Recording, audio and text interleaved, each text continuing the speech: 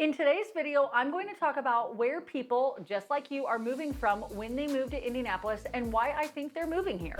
If you're new here, I'm Cameron Geesaman, Indy area resident and local realtor who loves making videos like this to help people like you who are looking or are deciding whether to make a move to, from, or around the Indy metro area. Thanks for joining me today. If you clicked on this video, then you probably fall into the category of people that may be thinking about moving to the Indianapolis area. I hope this video helps you in your research, so let's get started. I want to start with this really cool article that I found on Redfin's website, as it's the basis for today's video. The link to the article, of course, is in the description below, but Redfin put together a list of like the top 10 cities people are researching moving to Indianapolis from. So these are the cities that people like you that are maybe doing research about moving to the Indianapolis area. And I'm going to go through this list of the cities and then give you my thoughts about each one. Additionally, I'm going to also compare that to actual data of where people are moving, since Redfin is really just what they are searching for. I'll be referencing the data from migrationpatterns.org, which is the census data showing areas that people move to Indy from. That's a weird way to say that, but moving to Indy from. So the number one city that people live in and are researching and also moving to Indy from is Chicago, Illinois. Now this is the only one that is the same for search and actual moves. Chicago is larger than Indianapolis and arguably has more things to do with all of the museums and shopping, restaurants, sports, and so on. But all the people that I've not only maybe talked to, but actually helped move to Indy from Chicago have said that the main reasons they want to move to Indiana is lower property taxes, more affordable housing, and in some cases, lower restaurant taxes. Now, Indy is about a 3-hour drive southeast of Chicago and gets roughly the same weather patterns, but I would say in the winter, Indy gets significantly less snow and wind. I've been thinking about making a comparison video about the differences between living in Illinois and Indy, so let me know in the comments below if that's something you'd be interested in watching. Now, the second city that people are researching moving out of and into Indianapolis is Los Angeles, California.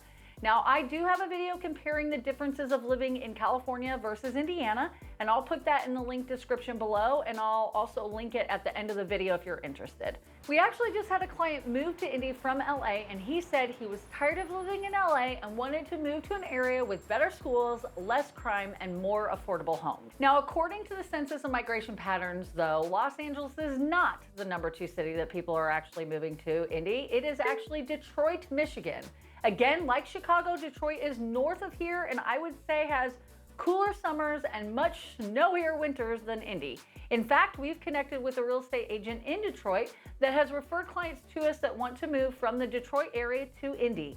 We have many similarities with both being in the Midwest, so it'd be a pretty easy adjustment for those considering moving south.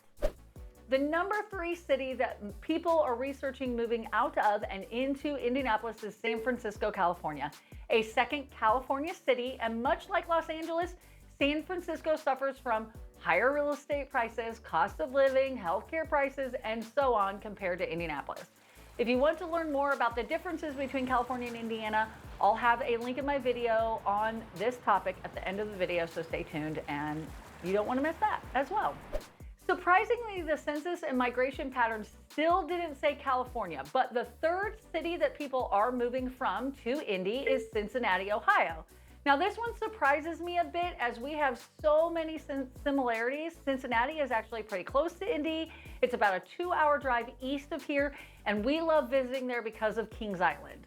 There's really not too much of a difference between Cincy and Indy as far as weather and cost of living goes, so I think it's a fair assumption to say that many of the people that are moving perhaps were due to a job change.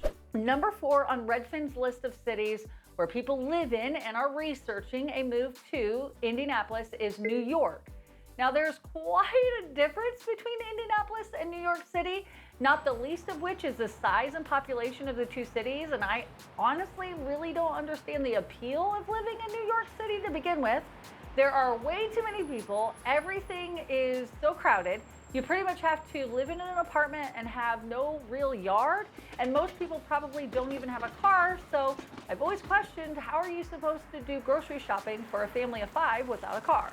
Anyways, I recently spoke with someone that currently lives in New York that is considering moving to the Indianapolis area, and they said their main reason to moving to Indy were quiet suburbs, less traffic congestion, and the cost of living.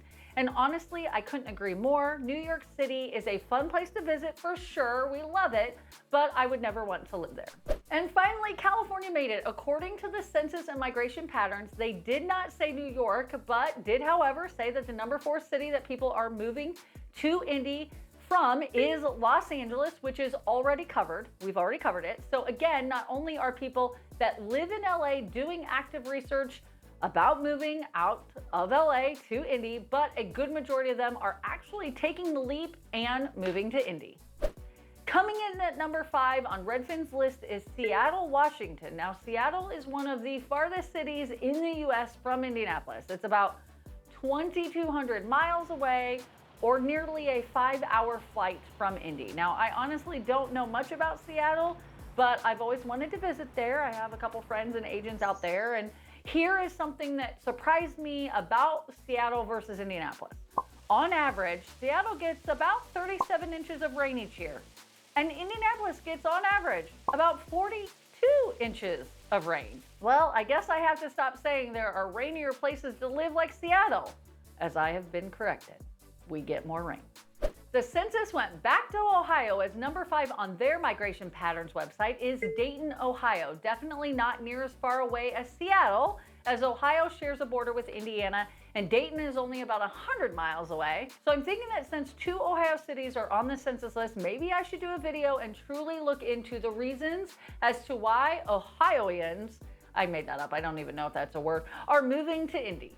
Number 6 in Redfin's list kind of surprised me, and it's a city that's only about an hour north of Indy, which is Lafayette, Indiana. Now, Lafayette is a college town.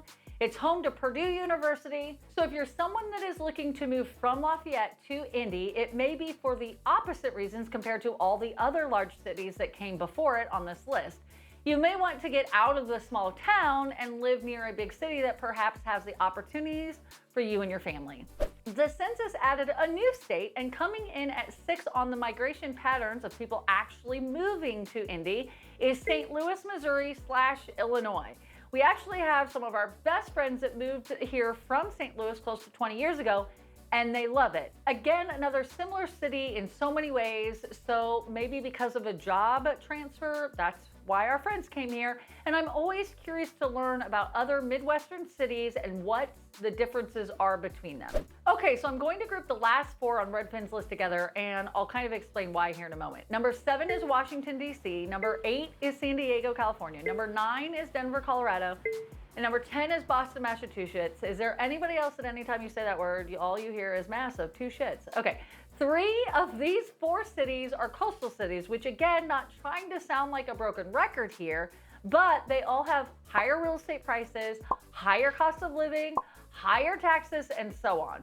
So just like all of the other coastal cities on this list, which there were 7 of them, people just like you are tired of all of those things and are looking for a more affordable place to call home in the Midwest.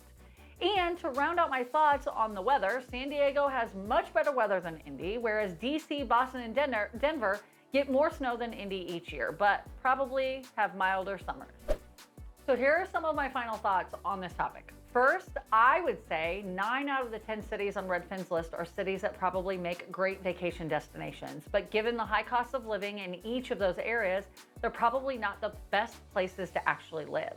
And I'm not the only one that thinks this, as clients usually call, and these are the reasons why they're considering moving to Indianapolis. People like you that actually live in these cities are providing this data.